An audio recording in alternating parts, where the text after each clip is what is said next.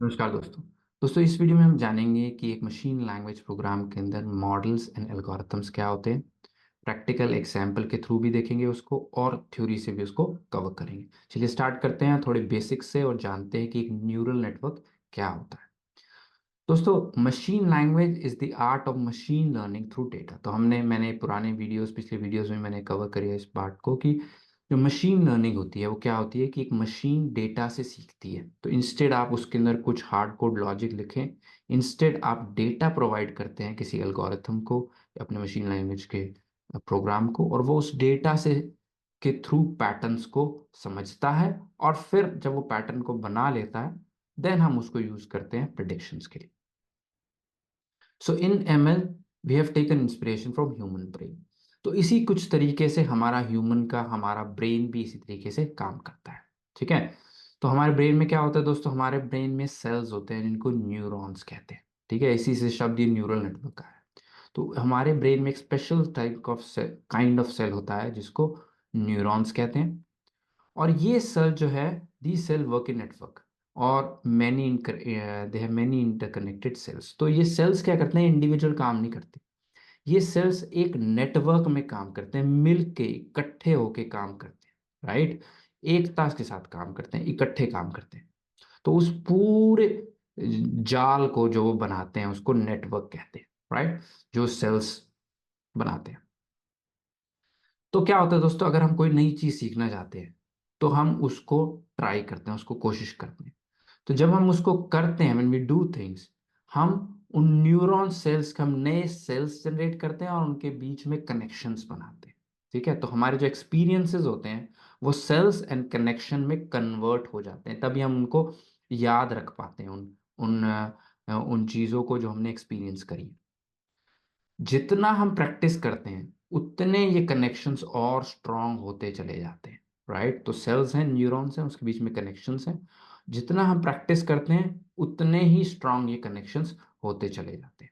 ठीक है, तो इसलिए कहा जाता है practice makes a man perfect. क्यों कहा जाता है? बिकॉज जितनी आप प्रैक्टिस करते हो, ब्रेन में आपके न्यूरॉन्स और उनके बीच में कनेक्शन जो कि न्यूरल नेटवर्क कहा जाता है, वो स्ट्रांग नेटवर्क बनता है। और जितना स्ट्रांग नेटवर्क बनता है उतने ही अच्छे उस काम को करने में होते हैं। इसको एक एग्जाम्पल के थ्रू समझते हैं। हमारा ब्रेन है, तो यहाँ पे देखो दोस्तों, ये जो एक है, एक ये न्यूरॉन सेल है और ऐसे कई सारे neuron cell, billions of neuron cell हमारे पास मौजूद है। राइट, और ये आपस में कनेक्टेड होते हैं। राइट, तो लेट्स से यहाँ पे एक न्यूरॉन को भी दिखाया है और यहाँ पे आप देखें इसके ये कनेक्शंस हैं। तो एक न्यूरॉन है प्लस कनेक्शंस है। तो न्यूरॉन की अपनी रिस्पॉन्सिबिलिटी है और कनेक्शंस की अपनी रिस्पॉन्सिबिलिटी है।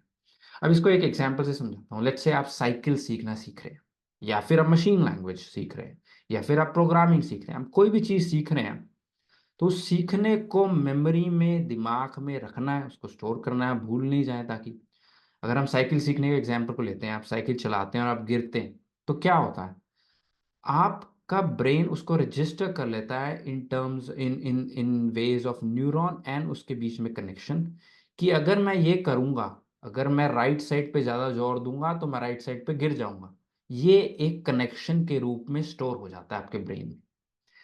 एंड आप जितनी बार उसको प्रैक्टिस करते रहते हैं, साइकिल के जितने कॉम्बिनेशन बनते हैं, लेफ्ट पे जोर करोगे तो लेफ्ट तरफ गिर जाओगे, राइट, पैडल चलाओगे, पैडल बहुत स्पीड से चलाओगे, बहुत कम स्पीड से चलाओगे, क्या होगा, वो सारी चीजें आपके ब्रेन में स्टोर होती चली जाती हैं in terms of, in ways of neurons and उसके नेटवर्क के फॉर्म। राइट, जैसे आप प्रैक्टिस करते चले जाते हैं, आपके वो न्यूरॉन्स सारी कॉम्बिनेशंस को, कि लेफ्ट पे करेंगे तो लेफ्ट तरफ गिर जाएंगे, राइट की तरफ करेंगे ज्यादा जोर तो राइट की तरफ गिर जाएंगे, बैलेंस बना के चलना है, पैडल को चलाना है, ब्रेक ऐसे चलती है, घंटी यहाँ पे है, ये सारी चीजें स्टोर हो जाती है ब्रेन के अंदर।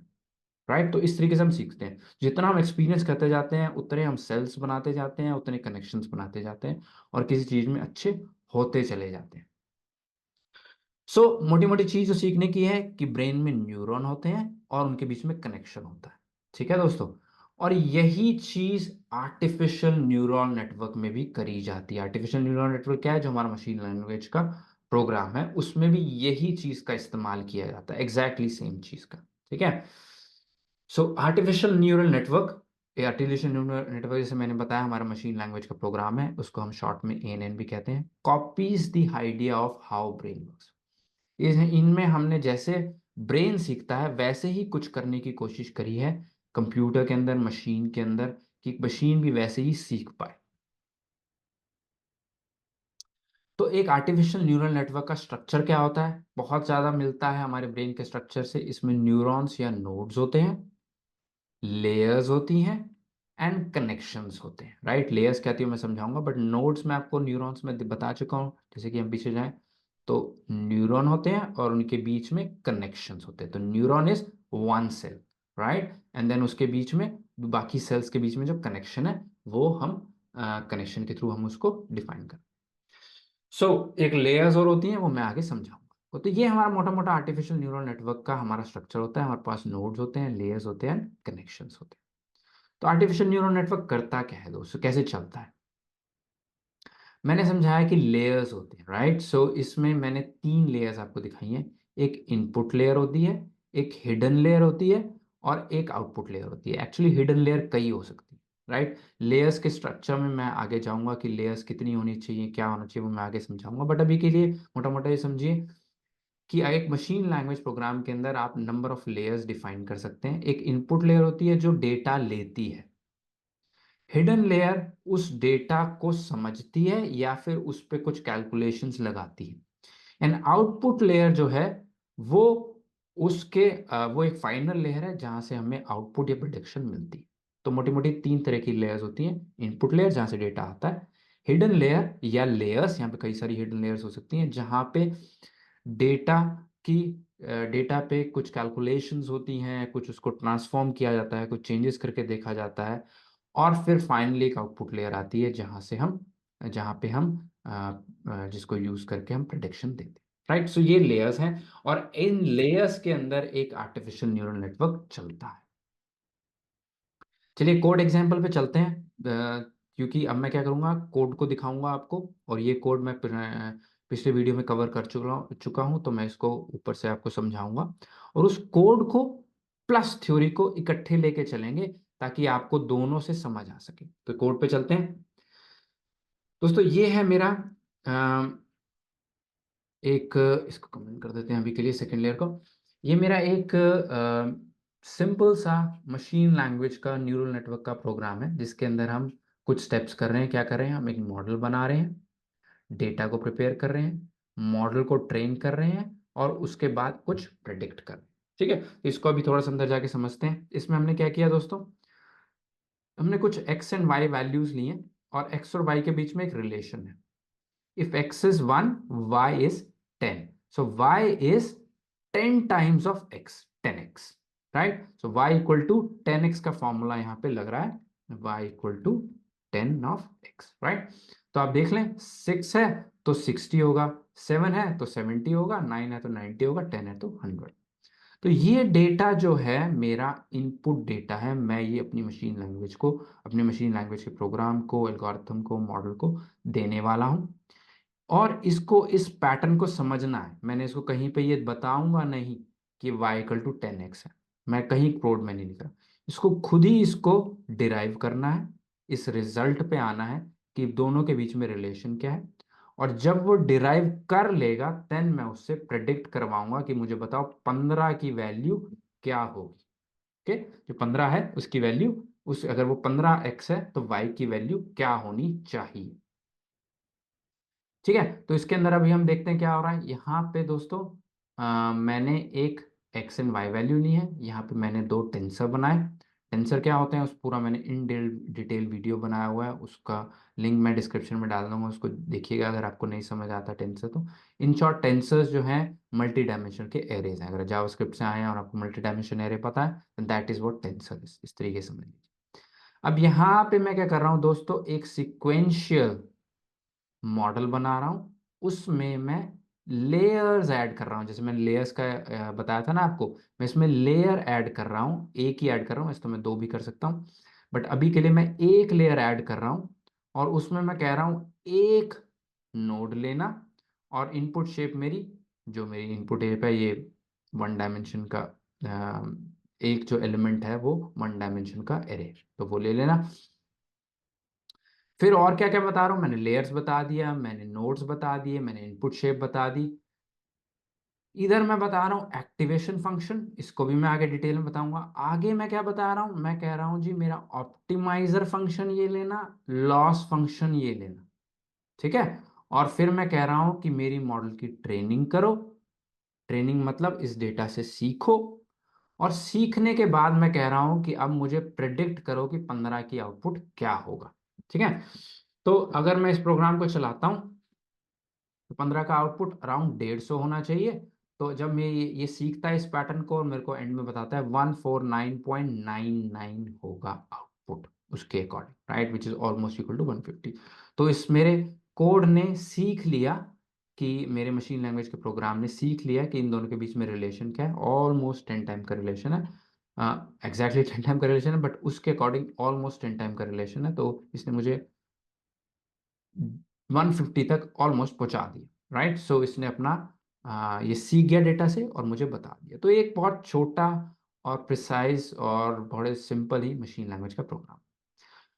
और इस वीडियो के अंदर दोस्तों मैं सारी चीज़ एक्सप्लेन करने वाला हूँ, लेयर्स क्या होती हैं, यूनिट्स क्या होते हैं। यहाँ पे मैंने एक्टिवेशन फंक्शन जो एक्टिवेट नहीं करा, जो ऑन नहीं करा, अभी कमेंटेड है।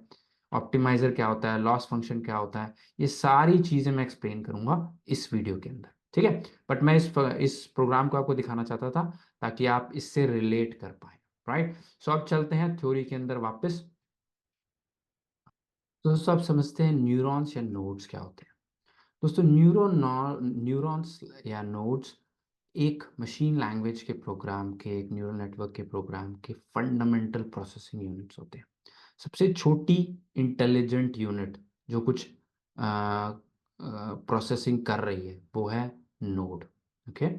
सो नोड जो है उसको हम डिफाइन करते हैं यूनिट्स के अंदर। लाइक अगर मैं यहाँ पे जाऊँ तो मैंने कहा मुझे मेरे एक यूनिट है मेरे यहाँ पे, यानी कि मुझे एक ही नोड चाहिए। ये क्यों कहा, बिकॉज जो मेरे इनपुट डेटा की डायमेंशन है वो एक है, तो एक ही नोड से मेरा काम चल जाएगा। बट यूजुअली ऐसा नहीं होता। यूजुअली जो प्रोग्राम्स होते हैं उसमें और ज़्यादा कॉलम्स होते हैं, और ज़्यादा फीचर्स होते हैं, और ज़्यादा डेटा होता है, तो उस केस में आपको और ज़्यादा यूनिट्स की ज़रूरत होती है। बट मेरे केस में मैंने कहा है कि मुझे एक ही यूनिट का मुझे एक ही यूनिट, एक ही न्यूरॉन, एक ही नोड चाहिए, राइट। सो यूनिट्स हम उसको डिफाइन करते हैं। ये मैंने आपको कोड के एग्जांपल दिखाया। अब न्यूरॉन या नोड की रिस्पॉन्सिबिलिटी क्या होती है, राइट, उसको क्या काम करना होता है। सबसे पहला, उसने receive signal from previous load और द इनपुट डेटा, राइट। अगर एक नोड इनपुट लेयर के अंदर आता है, इसको वापस जाते हैं यहाँ पे जाते हैं। अगर ये इनपुट लेयर में ये नोड है तो इसका काम क्या है, जो इनपुट डेटा आ रहा है, जो हम प्रोग्राम के थ्रू डेटा दे रहे हैं, उसको रिसीव कर, राइट। लेकिन अगर यही नोड हिडन लेयर है या आउटपुट लेयर है तो इसका काम क्या है, तो इसका काम है कि पिछली लेयर से डेटा को एक्सेप्ट कर, राइट। तो कहीं से ये डेटा को एक्सेप्ट करती है, चाहे वो प्रोग्राम के थ्रू स्टार्टिंग से एक्सेप्ट करे या फिर अपनी पहली लेयर से एक्सेप्ट करे, बेस्ड ऑन वो कहाँ पे, राइट। तो इनपुट लेयर बाहर से डेटा लेती है, हिडन लेयर अंदर से ही किसी और लेयर से डेटा लेती है, ओके। सो देन आता है वेट्स। इसके अंदर वेट्स का भी काम होता है, इसके इन डेप्थ में आगे जाऊंगा। वेट्स जो है scale the input reflecting the importance. So weights जो है किस चीज़ पे कितना वजन देना है वो आगे मैं समझाऊंगा आपको।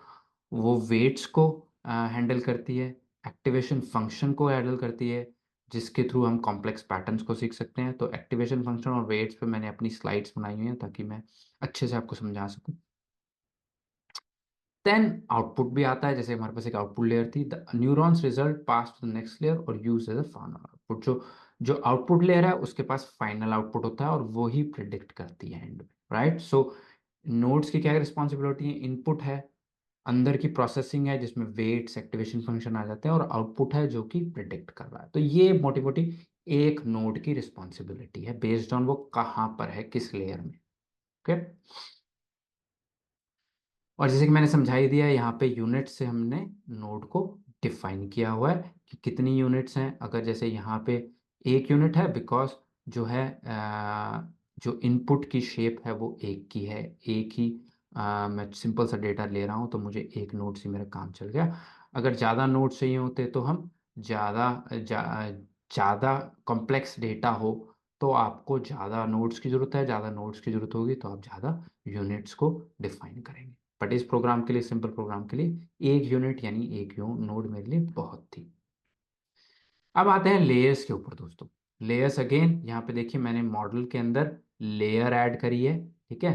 तो जब मैं लेयर ऐड कर रहा हूँ तो मैं यूनिट्स डिफाइन करता हूँ कि उस लेयर के अंदर कितनी यूनिट्स होंगी, राइट। सो क्योंकि ये पहली लेयर है तो ऑटोमेटिकली ये इनपुट लेयर होगी, और क्योंकि इस प्रोग्राम के अंदर सिर्फ एक ही लेयर है, दूसरी को मैंने कमेंट किया हुआ है, तो ये आउटपुट लेयर भी यही होगी, और हिडन लेयर कोई यही है ही नहीं, राइट। तो ये बहुत सिंपल प्रोग्राम है जिसमें एक ही लेयर है, तो यही इनपुट लेयर है और यही आउटपुट लेयर है। बट जैसे आगे हम चल के कॉम्प्लिकेटेड प्रॉब्लम्स को सॉल्व करेंगे तो आप देखेंगे कि एक लेयर से आपका काम नहीं चलता। चलिए दोस्तों आगे चलते हैं और समझते हैं लेयर्स क्या होती है। जैसे कि मैंने आपको पहले भी उस डायग्राम में दिखाया है कि इनपुट लेयर होती है, हिडन लेयर या लेयर्स होती हैं, और आउटपुट लेयर, तो उसको थोड़ा सा और समझते हैं। सो लेयर एक बहुत इंपॉर्टेंट पार्ट है एक न्यूरल नेटवर्क का। लेयर आइडेंटिफाई करती है और हाईलाइट करती है important patterns from the input data. तो कई लेयर्स हैं, हर लेयर की अपनी रिस्पॉन्सिबिलिटी है, बट मोटा मोटा लेयर की जो रिस्पॉन्सिबिलिटी है या लेयर के अंदर जो नोड्स हैं, एक लेयर के अंदर कई नोड्स हो सकती हैं, राइट। सो एक लेयर के अंदर जितनी नोड्स हैं उनकी रिस्पॉन्सिबिलिटी है वो डिफाइन करें, वो निकालें एक डेटा के अंदर क्या पैटर्न है उसको आइडेंटिफाई करना, राइट। लेयर्स के एग्जांपल में चलते हैं। यहाँ पे दोस्तों मैंने इस मॉडल के अंदर एक लेयर ऐड करी है, राइट, जिसमें एक ही नोड है। अब क्योंकि ये सिंपल प्रोग्राम है, इसके अंदर एक लेयर से ही मेरा काम चल गया, मुझे और लेयर्स की ज़रूरत नहीं है। बट हो सकता है कि आपके प्रोग्राम के अंदर आपको मल्टीपल लेयर्स ऐड करनी पड़े, बिकॉज एक कॉम्प्लेक्स प्रॉब्लम को आप सॉल्व कर रहे हैं। देन आप और लेयर्स डाल सकते हैं, जैसे कि मैंने यहाँ पे अभी अनकमेंट किया कोड। मेरे केस में लेयर की ज़रूरत नहीं है, तो अगर मैं चलाऊंगा तो ये मुझे डिज़ायर्ड रिजल्ट नहीं देगा, ये मुझे ज़ीरो दे रहा है। तो मेरे केस के अंदर, इस केस के अंदर, सिंपल केस के अंदर एक लेयर ही बहुत है, और यही मेरी इनपुट लेयर है, यही मेरी हिडन लेयर है, और यही मेरी आउटपुट लेयर है इस केस के अंदर। Again type of layers, input, hidden and output layer. Input layer क्या करती है, रिसीव करती है data, raw input data from outside world, बाहर से डेटा एक्सेप्ट करती है, और फिर उसको पास कर देती है इस नेटवर्क को। ये नेटवर्क है ना पूरा दोस्तों, पूरे नेटवर्क को यहाँ से ग्रीन वाली लेके पास कर देती है आगे। ओके, सो ये हो गया इनपुट लेयर। हिडन लेयर्स क्या करती हैं, ये एक्चुअल कंप्यूटेशन करती हैं इनपुट डेटा एंड उसमें से पैटर्न्स को निकालती हैं।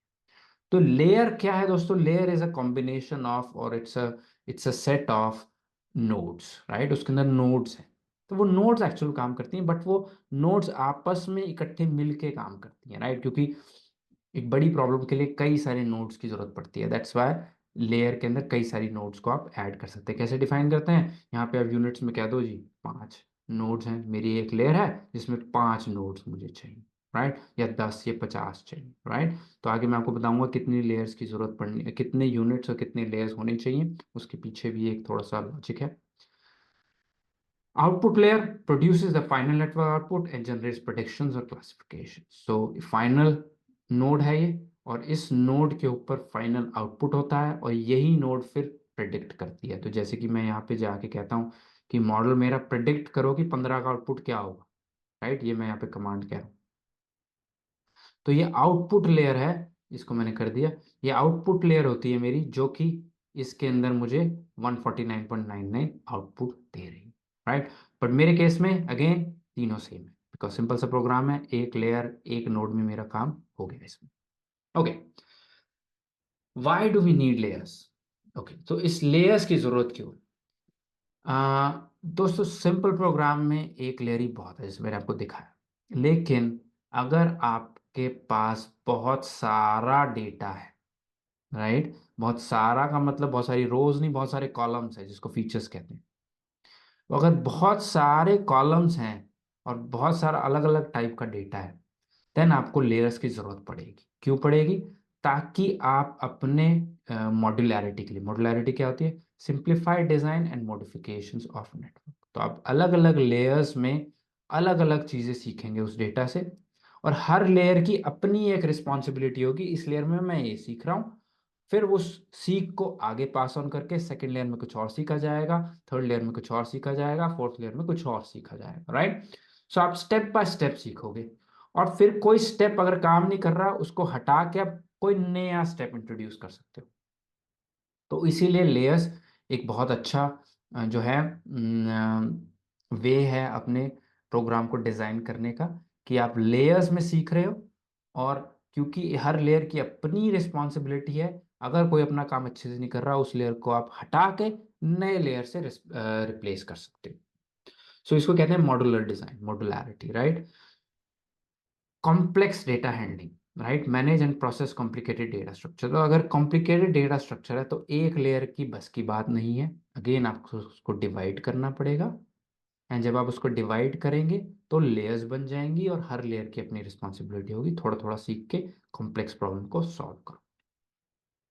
एक्यूरेसी, जितनी लेयर्स पे आप जाएंगे उतनी डिटेल पैटर्न को आप कैप्चर करेंगे, और उतनी अच्छी आप प्रिडिक्शन कर पाएंगे। तो इसीलिए कॉम्प्लेक्स प्रॉब्लम में ज़्यादा एक्यूरेट रिजल्ट आने के लिए आपको लेयर्स की जरूरत पड़ती है। बट अगर तीनों को मैं एक साथ करूं, एक साथ कंबाइन करके आपको समझाने की कोशिश करूं, तो यह है, अगर ज़्यादा कॉम्प्लेक्स प्रॉब्लम है उसको आपको टुकड़ों में डिवाइड करना पड़ेगा, और हर टुकड़े को लेयर कहते हैं, कि इस टुकड़े में लेट्स से एक बड़ी प्रॉब्लम है, उसको आपने 10 टुकड़ों में डिवाइड कर दिया, 10 लेयर्स हो गई। पहली लेयर कुछ कर रही है, दूसरी लेयर दूसरी चीज सीख रही है, तीसरी लेयर तीसरी चीज सीख रही है, तो उसको आपने टुकड़ों में डिवाइड कर दिया, वो टुकड़े layers. Okay. How to choose the number of nodes, neurons, और यहाँ पे कट गया, और लेयर्स, राइट। तो कितने नोड्स ले रहे हैं और कितनी लेयर्स ले रही हैं, उसको कैसे जानेंगे। वापस जाते हैं दोस्तों डायग्राम पे।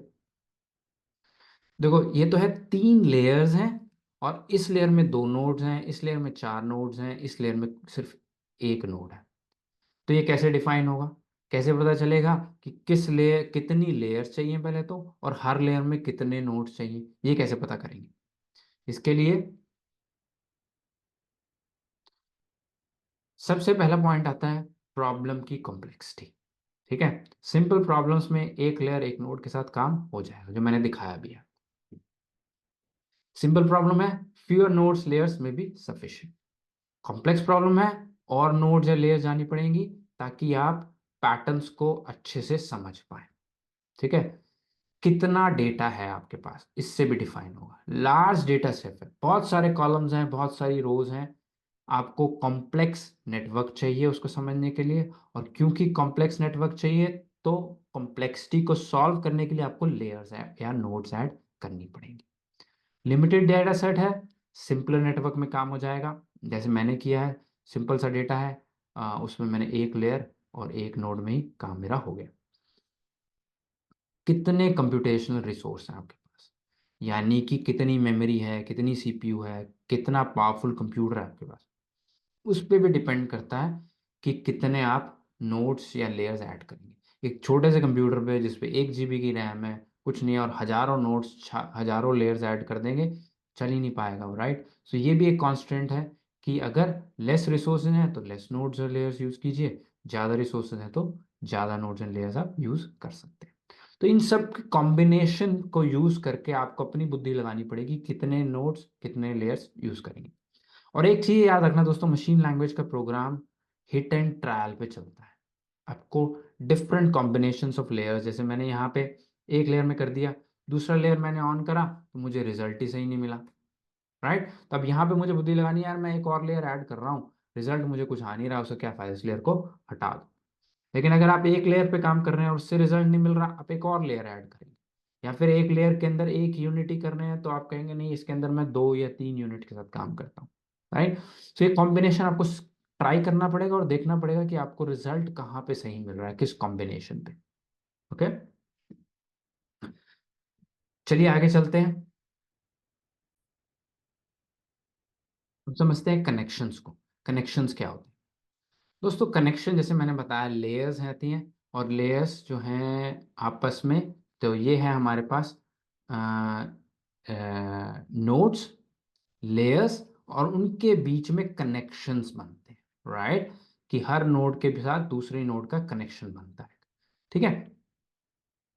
सो कनेक्शन के अंदर दोस्तों तीन चीजें इंपॉर्टेंट है सीखने की, weights, biases and activation function.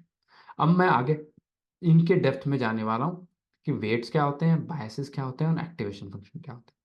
Again ये चीजें छोटे प्रोग्राम में आपको देने की जरूरत नहीं है, ना ही मैंने बताई ये वेट्स क्या है, यहाँ पे मैंने कहीं पे भी डिफाइन नहीं किया वेट क्या है, एक्टिवेशन फंक्शन जैसे ये यहाँ पे डिफाइन है, और बायसेस मैंने कहीं पे डिफाइन नहीं करे, बट आप कर सकते हैं डिफाइन अगर आपकी प्रॉब्लम कॉम्प्लिकेटेड है तो। इनके इन डेप्थ में चलते हैं। न्यूरल नेटवर्क चलता कैसे है दोस्तों, अगेन सेम चीज है, कनेक्शंस बन रहे हैं नोड्स के बीच में, और उनके बीच में मैंने डब्ल्यू लिखा है, इसको कहते हैं वेट, ठीक है। तो अब मैं वेट को अभी मैं बताता हूँ वेट्स क्या होते हैं। Weights are the parameters that connect neurons between layers, right. So weights के थ्रू आप डिफाइन करते हैं connection. Different features are assign different weights based on their importance. तो अगर आपके पास बहुत सारे डेटा है, बहुत सारा डेटा है, बहुत सारे कॉलम्स है, तो हर डेटा की वेटेज या उसका जोर उतना नहीं, उसका वजन उतना नहीं होता, उसका डिफरेंट उसको भी एग्जांपल से समझाता हूँ। जैसे कि एक मैं एग्जांपल लेता हूँ, प्रिडिक्टिंग हाउस प्राइस। ये एक हमारे पास प्रॉब्लम आई है कि हमारे पास पुराना डेटा है, पिछले 10 साल का डेटा है हमारे पास हाउसेस एंड उनके प्राइसेस का, जो आज तक बिके हैं पिछले 10 साल में।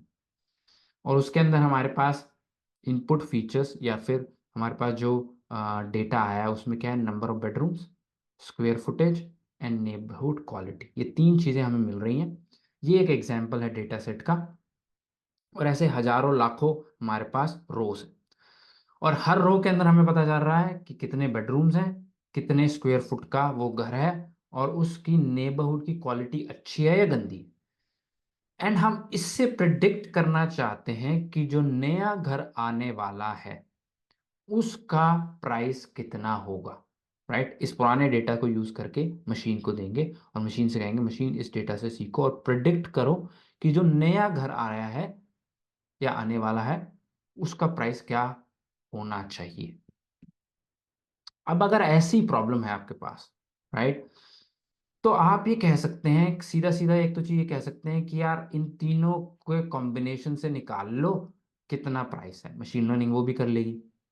लेकिन अगर आपको उससे रिजल्ट नहीं मिल रहा, तब आप कहेंगे कि मशीन लर्निंग, मैं एक और चीज आपको बताना चाहता हूं कि मशीन लर्निंग जो बेडरूम है उसको ज्यादा वेटेज देना, कि कितने कमरे हैं उसकी वैल्यू ज्यादा है, उस पे ज्यादा डिपेंड करता है कि प्राइस क्या होने वाला है उसका, राइट। कितने बेडरूम्स हैं उस पे, कितना स्क्वायर फुट का घर है उस पे भी डिपेंड करता है, लेकिन कम डिपेंड करता है उस पे, बेडरूम पे ज्यादा डिपेंड करता है। और नेबरिंग क्वालिटी, नेबरहुड की क्वालिटी पे भी डिपेंड करता है, लेकिन इतना नहीं डिपेंड करता। तो हमने वेट या वजन नंबर ऑफ बेडरूम्स पे ज्यादा डाला है, उससे कम स्क्वायर फुट पे डाला है, उससे कम नेबरहुड क्वालिटी पे डाला है। अगर आप ये वेटेज नहीं देते तो तीनों की वेटेज बराबर मानी जाती है। अगर बराबर पे आपका रिजल्ट नहीं आ रहा, तब आप ये चीजें चेंज कर सकते हो कि मशीन लैंग्वेज, मशीन लर्निंग मेरे डेटा के अंदर हर चीज की वेटेज बराबर नहीं है, बेडरूम को ज्यादा वेटेज दो, और कितना उसका साइज उसको उससे थोड़ी सी कम दो, और नेबरहुड क्वालिटी को और कम दे। फिर मशीन लर्निंग एक टेंसरफ्लो का प्रोग्राम, मशीन लैंग्वेज का प्रोग्राम क्या करता है, उसका एक वेटेड सम निकाल देता है। वेटेड सम क्या है, 0.5 into 3 number of bedroom into weight of that, plus 0.3 into 1500, ठीक है, एंड 0.2 इंटू 1, इसका कंबाइन करके रिजल्ट निकालता है विच इज 51.7, और इसको यूज करके फिर आगे प्रिडिक्शन का, राइट, इस वेटेड सम को लेता है रादर देन इस रॉ वैल्यूज को लेके, राइट। सो ये वेटेड सम कैलकुलेट होता है उसको। तो वेट्स जो हैं, आप वेट्स के थ्रू आप कंट्रोल कर सकते हो कि जो आपका डेटा है उसमें कौन सी चीज की ज्यादा इंपॉर्टेंस है और कौन सी चीज की कम इंपॉर्टेंस है, राइट। अगेन एक कॉम्प्लेक्स प्रोग्राम के अंदर वेट एक बहुत अच्छा टूल है जिससे आप जिसको चेंज करके अपने रिजल्ट्स को, अगर आपके रिजल्ट्स नहीं मिल रहे तो उसको सही प्रेडिक्शंस को अचीव कर सकते हो। आगे चलते हैं बायसेस। बायसेस क्या होते हैं? Bias is an additional parameter provided to the node on you. ठीक है, तो वेट एक बहुत इंपॉर्टेंट फैक्टर है। वेट से भी अगर काम ना चले तो आप बायस का इस्तेमाल कर सकते हैं। Okay, bias acts as a base value added to the weighted sum of the input. So ये बायस जो है, ये जो वेटेड सम है उस पे ऊपर ऐड कर देते हैं। इसको कैसे करते हैं, इसको इसका मैं एग्जांपल के थ्रू आपको समझाऊंगा। Bias increase the flexibility of model by enabling it to fit the data better and capture more complex pattern. तो अगर आपके पास कॉम्प्लेक्स पैटर्न है तब आप, और वेट से भी काम नहीं चल रहा, देन आप बायस का इस्तेमाल करेंगे और उसके अंदर बायस ऐड करेंगे और बताएंगे कि प्लीज ये बायस का यूज करो। बायस का एग्जांपल देता हूं आपको, उससे अच्छे से समझ आए।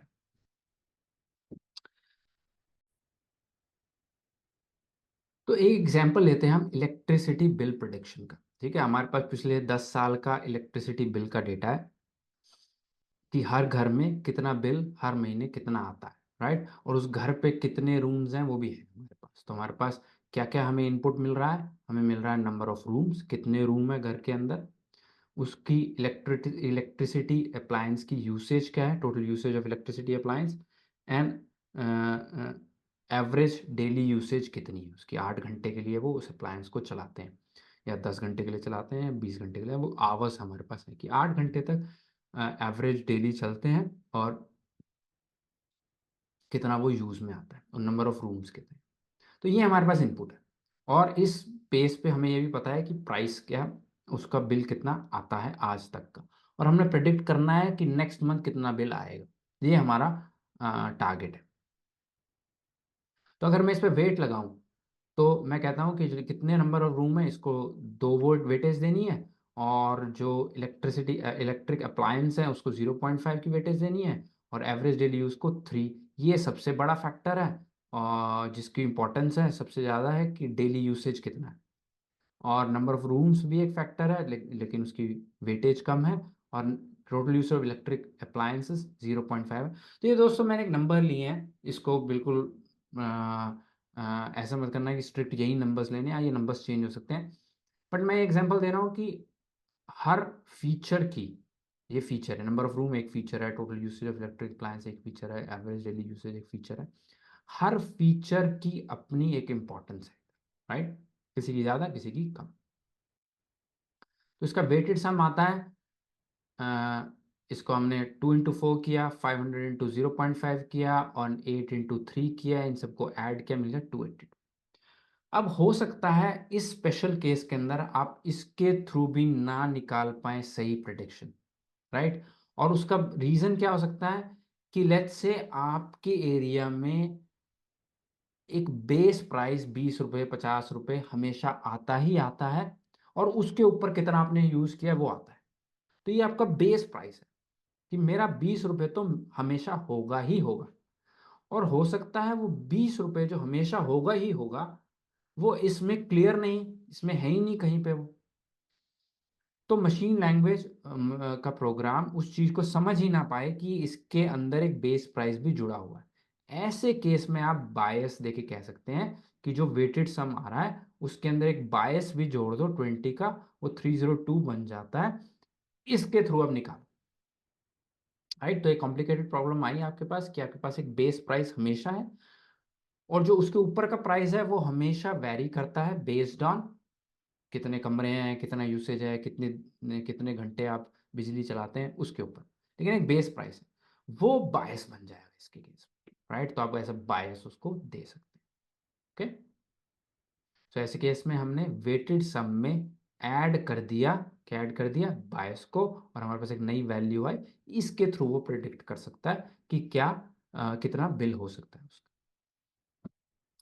अच्छा, अब और कॉम्प्लेक्स अगर आपकी प्रॉब्लम है, ना आपके साथ वेट से भी काम चल रहा है, ना बायस से भी हो रहा है, वो भी यूज कर लिया आपने, देन एक और चीज आपके पास है, वो है एक्टिवेशन फंक्शन।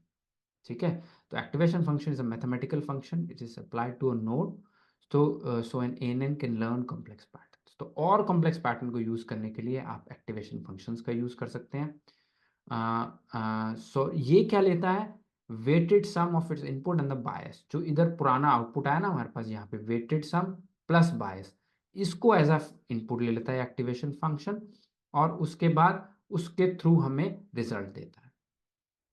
इसका मैं एग्जांपल लेता हूँ, पर एग्जांपल लेने से पहले मैं यहाँ पे आपको दिखाना चाहता हूँ कि मैंने यहाँ पे इस लेयर की मुझे ज़रूरत नहीं है, लेकिन अगर मैं एक और लेयर ऐड करता तो मैं उसमें यहाँ पे एक्टिवेशन फंक्शन दे रहा हूँ कि RELU नाम का एक एक्टिवेशन फंक्शन है, उसको यूज़ करो। ये एक्टिवेशन फंक्शन कई सारे पहले से बने हुए हैं, आप उनका इस्तेमाल कर सकते हैं।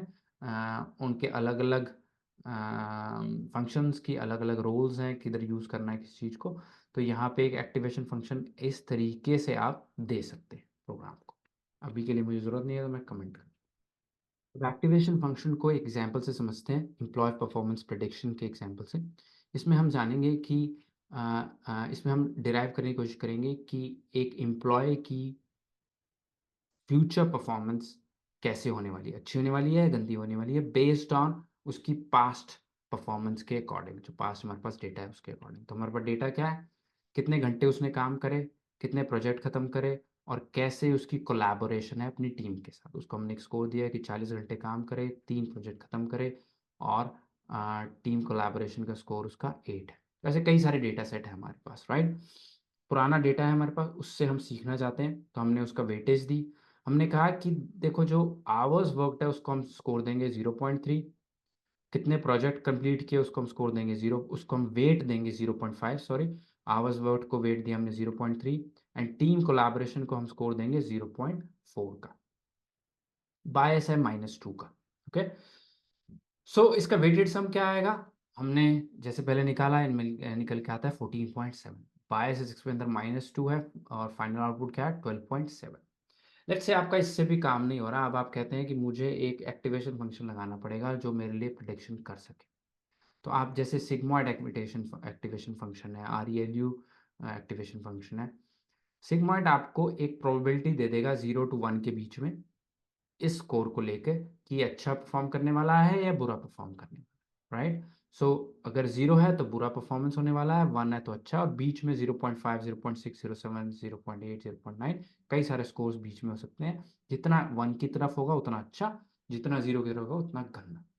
तो ऐसे में हमने वेट का भी यूज करा, बायस का भी यूज करा, एंड एक्टिवेशन फंक्शन का भी यूज करा, तीनों का यूज करा।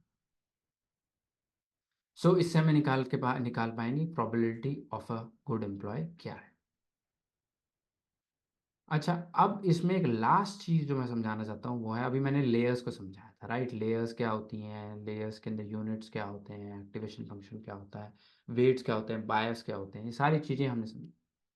अब आते हैं दोस्तों, जब मैं मॉडल को कंपाइल करता हूँ ना, तब मैं देता हूँ कि किस एल्गोरिथम का यूज करना है, किस ऑप्टिमाइजर का यूज करना है, और किस लॉस फंक्शन का यूज करना है। ये क्या होते हैं दोस्तों, ऑप्टिमाइजर एक एल्गोरिथम है जो कि adjust the weights and biases of the network. तो मैंने वेट्स एंड बायस आपको समझाया था, एंड वेट्स एंड बायस आपको अलग अलग उसकी वैल्यूज चेंज करनी पड़ेंगी, कि किसी चीज़ का वेट बढ़ा दिया फिर वेट कम कर दिया, बायस की वैल्यू बढ़ा दी, बायस की वैल्यू कम कर दी। ये आपको हिट एंड ट्रायल आप मैन्युअली कर सकते हैं, और यही चीज़ ये ऑप्टिमाइजर फंक्शन भी करके देता है। ठीक है, जो ऑप्टिमाइजर एल्गोरिथम है, जैसे कि इस केस में मैंने कहा है SGD मेरा ऑप्टिमाइजर एल्गोरिथम है, ऐसे कई सारे एल्गोरिथम, राइट। तो ऑप्टिमाइजर एल्गोरिथम का आप यूज कर सकते हैं, कई सारे हैं, और ऑप्टिमाइजर एल्गोरिथम जो है उसकी रिस्पॉन्सिबिलिटी है कि वो इन लेयर्स के थ्रू सीखे, और अगर प्रिडिक्शंस और डेटा का जो आउटपुट है वो सही नहीं आ रहा, देन वो वेट्स को एडजस्ट करे खुद ही, बायस को एडजस्ट करे खुद ही, एंड दोबारा से सीखे। ठीक है, ये ईपॉक एक वैल्यू होती है जिसमें हम कहते हैं कितनी बार आप सीख सकते हो। तो मैं यहाँ पे कह रहा हूँ 1500 बार सीख सकते हो। तो अब इसके अंदर जो ऑप्टिमाइजर है वो उसके बाद 1500 बार सीखने की अपॉर्चुनिटी है, वो 1500 बार ट्राई करेगा, और हर बार जो भी आउटपुट आएगा उसको मैच करेगा।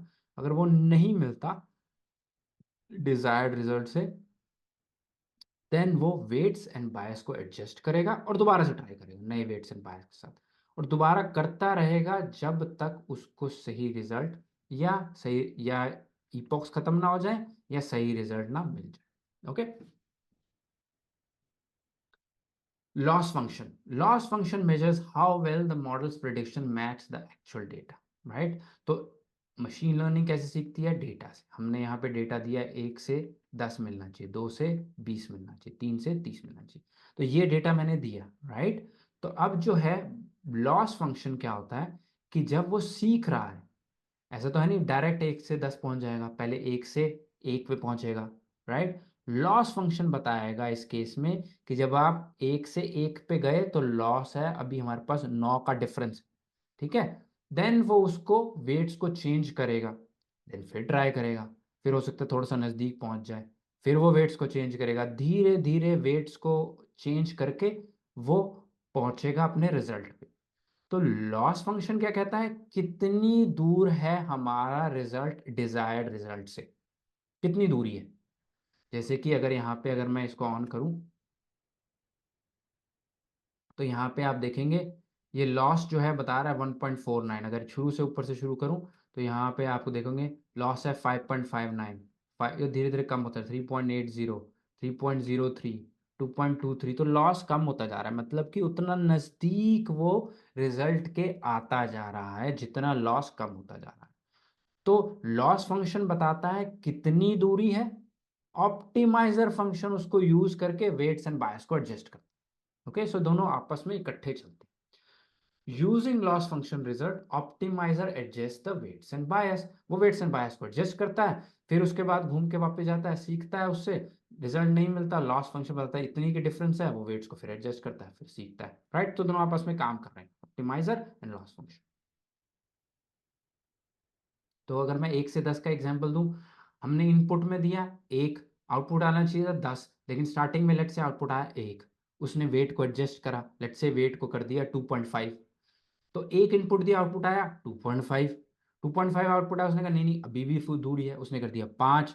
उसने फिर 1 का रिजल्ट आया 5, उसने कहा नहीं अभी भी दूरी है, फिर वेट को एडजस्ट करो। उसने धीरे धीरे धीरे धीरे वेट को एडजस्ट करके आपको नजदीक